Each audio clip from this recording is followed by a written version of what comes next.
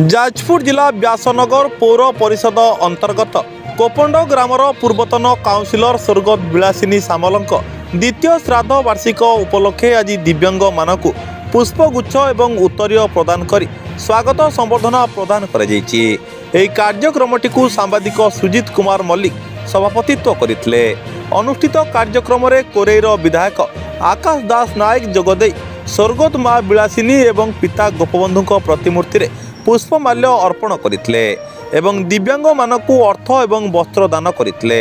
सन्थ कवि भीम भोई अतीत को मन पकाई दिव्यांग मानक मनर इच्छा शक्ति द्वारा लक्ष्य स्थल में पहुँचा उत्साहित करते एवं विलासिनी गोपबंधु फाउंडेशन द्वारा आयोजित एभली एक नियारा कार्यक्रम को बेस प्रशंसा करते। विलासिनी गोपबंधु फाउंडेशन तरफ आम अंचल विशिष्ट समाजसेवी प्रसन्न सामल महोदय पितामाता स्मृति उद्देश्य ये सुंदर कार्यक्रम आयोजन करेक दिव्यांग माने आज ये पहुँची सम्मानित कराई सहायता प्रदान कराई गोटे नुआ से गोटे धारा आरंभ कर निश्चित भाव में ये उद्यम को मु प्रशंसा करुच्ची एवं आशा करुच्ची शिक्षा लाभ कर अन्य करतु कारण आम समस्ते जो मैंने समाजर मुख्य स्रोत अच्छु से टिके टिके चेष्टा करवा अन्य क्या मुहर टे हस फुटाइवाई ताहले समाज जो मैंने मुख्य स्रोत नहांती से मैंने हसी उठे और ये विश्व हसी उठे तेणु आज ये साधु उद्यम हृदय धन्यवाद जनाऊँ।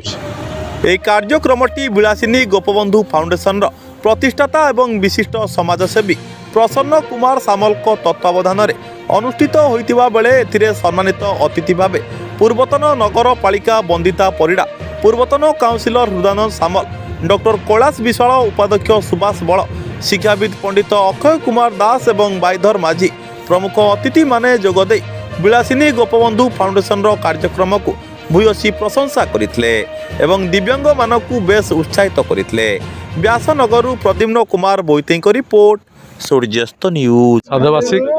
ये उपलक्षे मु आम फाउंडेशन तरफ किसी दिव्यांग भाई भौणी मानक मुहर हस फुटाइवाई किसी सहायता एवं आर्थिक राशि सहित चादर प्रदान कली। मुख्य अतिथि भाव कोरेईर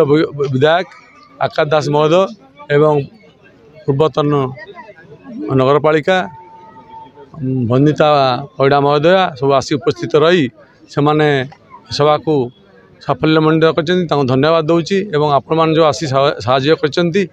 धन्यवाद दूची। ये फाउंडेशन आगु और अन्य किसी काम करिवो मु भावुची जेकोसी सबु वार्ड में मु एभली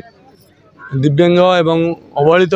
रे पड़ता लोक मानक निश्चय साहाय्य फाउंडेशन आगु अन्य काम जारी रखी। केते वर्ष धरि आरंभ होइछि एटा आपनकर 2 वर्ष धरि आरंभ होइछि।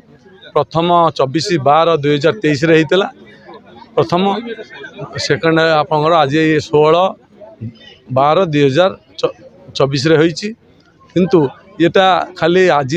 पाई नुहे ये बलवत्तर रहिबो। मु आपरे आम व्यासनगर किंबा कोरेई रे जेकोसी अवहेलित